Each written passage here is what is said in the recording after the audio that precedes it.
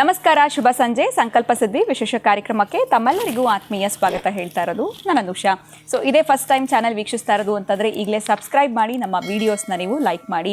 ಇದೇ ಜೂನ್ 6ನೇ ತಾರೀಕು ಗುರುಗಳ ಒಂದು ಮಾರ್ಗದರ್ಶನದಲ್ಲಿ ವಿಶೇಷವಾಗಿರುವಂಥ ಅಷ್ಟದ್ರವ್ಯ ಮಹಾಗಣಪತಿ ಹೋಮದ ಕಾರ್ಯಕ್ರಮ, ಸಂಧಿ ಶಾಂತಿ ಕಾರ್ಯಕ್ರಮ ನಡೀತಾ ಇದೆ. ಇದರಲ್ಲಿ ನೀವು ಕೂಡ ಭಾಗವಹಿಸೋದಕ್ಕೆ ಅವಕಾಶ ಇರುತ್ತೆ. ಇದ್ರ ಬಗ್ಗೆ ಹೆಚ್ಚಿನ ಮಾಹಿತಿ ಪಡೆದುಕೊಳ್ಬೇಕು ಅಂದರೆ ಸ್ಕ್ರೀನ್ ಮೇಲೆ ಬರ್ತಿರುವಂಥ ನಂಬರ್ಸ್ಗೆ ನೀವು ಕಾಲ್ ಮಾಡ್ಬೋದು. ಕಾರ್ಯಕ್ರಮದಲ್ಲಿ ನಮ್ಮ ಜೊತೆಲಿದ್ದಾರೆ ಸ್ಪಿರಿಚುವಲ್ ಗುರು ಡಾಕ್ಟರ್ ವಿಷ್ಣುದತ್ತ ಗುರುಜಿಯವರು. ಗುರುಜಿಯವ್ರನ್ನ ಕಾರ್ಯಕ್ರಮಕ್ಕೆ ಸ್ವಾಗತಿಸೋಣ. ನಮಸ್ತೆ ಗುರುಗಳೇ, ಕಾರ್ಯಕ್ರಮಕ್ಕೆ ಭಕ್ತಿಯ ಸ್ವಾಗತ. ಗುರುಗಳೇ, ನಾವು ಸಾಕಷ್ಟು ಕ್ಷೇತ್ರಗಳನ್ನ ಭೇಟಿ ನೀಡ್ತೀವಿ, ದೇವಸ್ಥಾನಗಳಿಗೆ ಹೋಗ್ತೀವಿ, ಅಥವಾ ಮನೆಯಲ್ಲಿ ಉಪವಾಸ ವ್ರತಗಳೆಲ್ಲ ಕೂಡ ಮಾಡಿರ್ತೀವಿ ಅಂತ ಹೇಳ್ಬೋದು. ನಾವು ಅಂದ್ಕೊಳ್ಳೋಂಥದ್ದು ಸಕ್ಸಸ್ ಆಗಲಿ ಅಥವಾ ನಾವು ಕೇಳಿದ ವರ ತಕ್ಷಣ ನಮಗೆ ಸಿದ್ಧಿ ಆಗಲಿ ಅಂತ. ಈಗ ಇವತ್ತಿನ ಪ್ರಶ್ನೆ ಏನು ಅಂತಂದರೆ, ನಾವು ಕೇಳಿದ ತಕ್ಷಣ ವರ ಕೊಡುವಂಥ ದೇವರು ಅಂತಂದರೆ ಇಂಥವರೇ, ಈ ರೀತಿ ಏನಾದರೂ ತಿಳಿಸಬಹುದಾ? ಇದರ ಒಂದು ಪ್ರಶ್ನೆಯ ಒಂದು ಬೇಡಿಕೆ ಇದೆ, ಅದಕ್ಕೆ ಆ ಬೇಡಿಕೆ ನಾನು ನಿಮ್ಮ ಮುಂದೆ ಇಟ್ಟಿದ್ದೀನಿ. ಸೊ ಕೇಳಿದ ತಕ್ಷಣ ವರ ಕೊಡುವಂಥ ದೇವರು ಯಾವುದು? ಅದನ್ನು ಹೇಳಿದರೆ ನಾವು ಇನ್ಮೇಲೆ ಅದನ್ನೇ ಪೂಜೆ ಮಾಡ್ತೀವಿ ಅಥವಾ ಅದಕ್ಕೆ ಮೊರೆ ಹೋಗ್ತೀವಿ ಅಂತ, ಇದಕ್ಕೇನು ಹೇಳ್ತೀರಾ? ಓಂ ವಿಶ್ವಸ್ಮೈ ನಮಃ. ಪ್ರೀತಿಯ ಬಂಧುಗಳೇ, ಯಾವ ದೇವರು ಬಹುಶಃ ನಮಗೆ ಕೇಳಿದ ತಕ್ಷಣ ಕೊಡುವಂಥದ್ದು ಒಂದೇ ಮಾತಲ್ಲಿ ಹೇಳೋದಾದರೆ, ನಾವು ಸಿದ್ಧಿಸ್ಕೊಂಡಿರ್ತಕ್ಕಂತಹ ದೇವರಷ್ಟೇ ನಮಗೆ ವರವನ್ನು ಕೊಡಬಲ್ಲ. ನಾವು ಯಾವ ದೇವರನ್ನು ಸಿದ್ಧಿಸ್ಕೊಂಡಿರ್ತೀವೋ ಅದಷ್ಟೇ ಸಾಧ್ಯವಾಗ್ತಕ್ಕಂತಹದ್ದು. ನೀವು ಯಾವ ಕಂಪ್ನಿಯಲ್ಲಿ ಕೆಲಸ ಮಾಡ್ತೀರೋ ಆ ಕಂಪ್ನಿಗೆ ಸಂಬಂಧಪಟ್ಟ ವರ್ಕ್ ಏನಿರುತ್ತೋ ಅದಷ್ಟೇ ನೀವು ಮಾಡಿದಾಗ ನಿಮ್ಗೆ ಹಣ ಬರೋಂಥದ್ದು. ಯಾವ ಬಿಸ್ನೆಸ್ ಹೊತ್ತಿ ನೀವು ಮಾಡ್ತಿರ್ತೀರೋ ಅಲ್ಲಿ ನೀವು ಸೂಕ್ಷ್ಮವಾಗಿ ಗಮನಿಸಬೇಕು.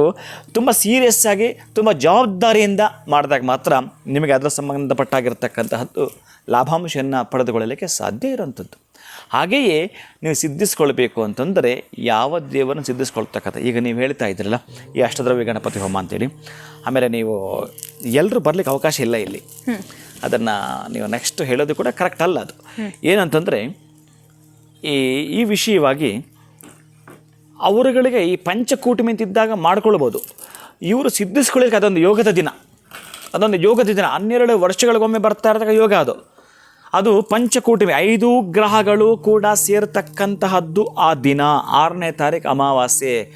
ನೀವು ನಿಮ್ಮ ಮನೆಯಲ್ಲೇ ಅಷ್ಟದ್ರವ್ಯ ಮಹಾಗಣಪತಿ ಹೋಮವನ್ನು, ಸಂಧಿ ಶಾಂತಿಯನ್ನು, ರಾಜಶ್ಯಾಮಲವೋ ಅಥವಾ ನಿಮಗೆ ಬೇಕಾಗಿರ್ತಕ್ಕಂಥ ಯಜ್ಞವನ್ನು ಕೂಡ ಅವತ್ತು ಮಾಡ್ಕೊಳ್ಬೋದು. ಜೊತೆಗೆ ಆ 5 ಗ್ರಹಗಳಿಗೆ ಸಂಬಂಧಪಟ್ಟಾಗಿರ್ತಕ್ಕಂತಹದ್ದು ಏನು ಭಕ್ಷ್ಯಗಳಿರ್ತಾವೋ ಆ 5 ಗ್ರಹಗಳಿಗೆ ಸಂಬಂಧಪಟ್ಟಾಗಿರ್ತಕ್ಕಂತಹದ್ದು ಏನು ಅದಕ್ಕೆ ಮೂಲಿಕೆ ಇರ್ತದೋ ಅದನ್ನು ಹಾಕಿ ಆ ಒಂದು ಯಜ್ಞಕ್ಕೆ ಅಂದರೆ ಹವಿಸ್ಸನ್ನು ಅರ್ಪಣೆ ಮಾಡೋದು ಅಂತ ಅದನ್ನು ಮಾಡಿ ಸಿದ್ಧಿಸ್ಕೊಳ್ತಕ್ಕಂಥದ್ದು.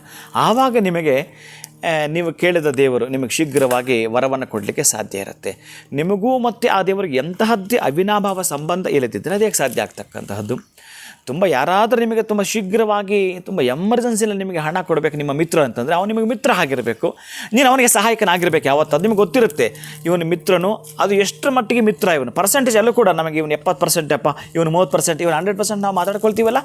ಹಾಗೆ ನಿನ್ನ ಎಲ್ಲ ತರಹದ ವಿಷಯಗಳು ಅವನಿಗೆ ಗೊತ್ತಿರುತ್ತೆ. ಎಸ್, ಈ ಮನುಷ್ಯ ಪ್ರಾಮಾಣಿಕ ಇರತಕ್ಕಂಥವನು, ನೀನು ಕೇಳಿದ ಕೂಡಲೇ ಅವನು ಹೇಗೆ ಕೊಡ್ತಾನೆ ಹಾಗೇ ಸಿದ್ಧಿಸಿಕೊಂಡ ದೈವಶಕ್ತಿ ಕೂಡ. ಅದಕ್ಕಾಗಿ ನಿಮಗೆ ಬರ್ತಾ ಇರತಕ್ಕಂಥ ಈ 6ನೇ ತಾರೀಕು ಏನಿದೆಯೋ ಆ ಒಂದು ಪಂಚಕೂಟಮಿ ಗ್ರಹಗಳಿಗೆ ಸಂಬಂಧಪಟ್ಟಾಗಿರ್ತಕ್ಕಂಥ ಆ ದಿನದಲ್ಲಿ 12 ವರ್ಷಗಳಿಂದ ಬರ್ತಾ ಇರತಕ್ಕಂತಹದ್ದು. ಇದು ಬರೋದೇ 12 ವರ್ಷಕ್ಕೆ. ಬಟ್ ನೀವು ಇವತ್ತೇನಾದರೂ ಸಿದ್ಧಿಸ್ಕೊಂಡು ಅದನ್ನು ಮಾಡ್ಕೊಳ್ತೀನಿ ಅಂತಂದರೆ ಮಹಾಗಣಪನನ್ನು ಕುರಿತು ಸಿದ್ಧಿ ಮಾಡಿಕೊಂಡ್ರೂ ಕೂಡ ಸಾಕು. ನಾನು ಆಗಾಗ ಹೇಳ್ತಿರ್ತೀನಿ, ಈ ಕಲಿಯುಗದಲ್ಲಿ ಶೀಘ್ರವಾಗಿ ಫಲ ಕೊಡತಕ್ಕಂಥ ದೇವರು ಅಂತಂದರೆ ಮಹಾಗಣಪತಿ ಮತ್ತು ಚಂಡಿ ಅಂತ ಹೇಳಿದ್ದೀನಿ.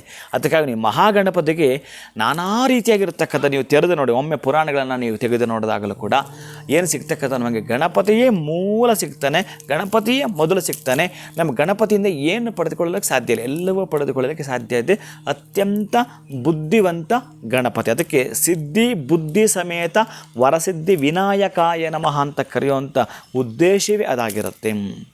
ಅಂತಹದಂತಂದರೆ ನಿನಗೆ ಸಕ್ಸಸ್ ಅಂತಕ್ಕಂಥದ್ದು ಒಂದು ಕಡೆ ಕೊಡಲೇಬೇಕು ಅಂತಂದಾಗ ನೀನು ಎಲ್ಲಿ ಆ ಸಕ್ಸಸ್ಸನ್ನು ಕಾಣಬೇಕು.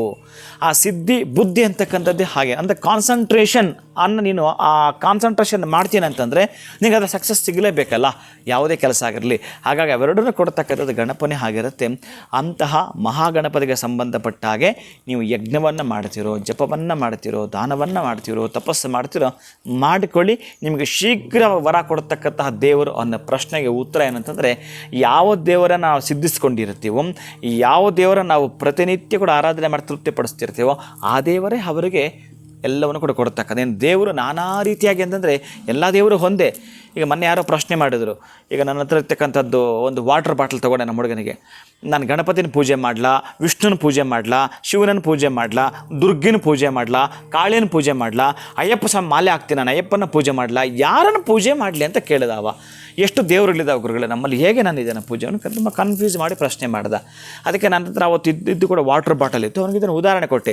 ಇದನ್ನು ಏನಂತ ಕರೀತಾರಪ್ಪ ಇಂಗ್ಲೀಷಲ್ಲಿ? ವಾಟರ್. ಕನ್ನಡದಲ್ಲಿ ನೀರು. ತೆಲುಗಿನಲ್ಲಿ ನೀళ్ళు, ತಮಿಳಲ್ಲಿ ತಣ್ಣಿ. ತಣ್ಣಿ. ನೀವು ಎಷ್ಟು ಭಾಷೆಗಳಿದೆ, 4000 ಭಾಷೆಗಳೆಲ್ಲ ಕರೆದ್ರೂ ಈ ನೀರಿಗೆ ಮೂಲ ವಸ್ತು ಒಂದೇನಾ?